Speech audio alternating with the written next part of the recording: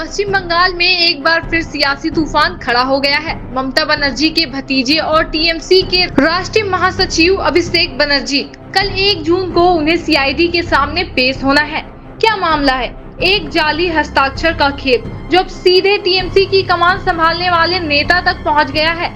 क्या ये सिर्फ एक जांच है या सत्ता से बाहर होने के बाद शुरू हुई बड़ी साजिश? 19 मई को टीएमसी ने विधानसभा सचिवालय को एक चिट्ठी भेजी। उसमें दावा किया गया कि कई टीएमसी विधायकों ने शोभनदेव चट्टोपाध्याय को विपक्ष का नेता बनाने के लिए हस्ताक्षर किए। लेकिन अब आरोप है कि कई हस्ताक्षर जाली थे। कुछ विधायकों ने खुद शिकायत की कि उनके साइन बिना बताए लगाए गए। मामला हेयर स्ट्रीट थाने में दर्ज हुआ और अब सीआईडी ने हाथों में ले लिया है। सीआईडी की टीम शनिवार को अभिषेक बनर्जी के कोलकाता स्थित कालीघाट आवास पर पहुंची। घंटों इंतजार के बाद नोटिस थमाया गया। 1 जून दोपहर 12 बजे भवानी भवन में पूछताछ के लिए बुलाया गया है।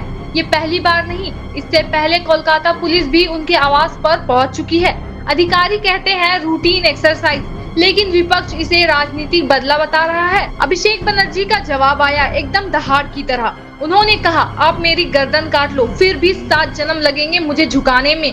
बीजेपी पर आरोप लगाया कि एजेंसियों का दुरुपयोग कर टीएमसी को कुचला जा रहा है। मुझे डराने की कोशिश मत करो, यही उनका संदेश है।